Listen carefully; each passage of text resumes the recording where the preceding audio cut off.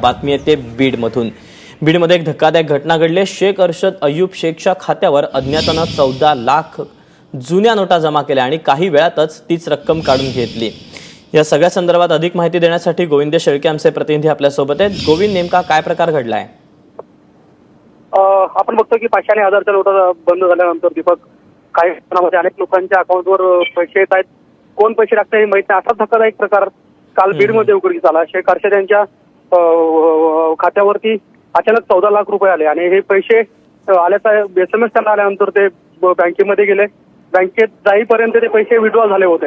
आता बँक चौकशी करते की हे पैसे नेमके कुठून आले होते आणि कुणी विड्रॉल केले। मात्र त्या धक्क्याने शेख कुटुंबीय अतिशय चिंतेमध्ये होतं, कारण त्यांना तर दवाखान्यामध्ये ऍडमिट करावं लागलं। काल रात्री दवाखान्यातून त्यांना डिस्चार्ज झाला, पण एकूणच जो काही धक्का होता त्यातून ते आणखी सावरलेले नाहीयेत। पण या पैशाचं कारण मात्र समजू शकले नाही की कुणी पैसे टाकले होते आणि विड्रॉल कोणी केले। दीपक, निश्चितच गोविंद, धन्यवाद दिलेल्या माहितीबद्दल।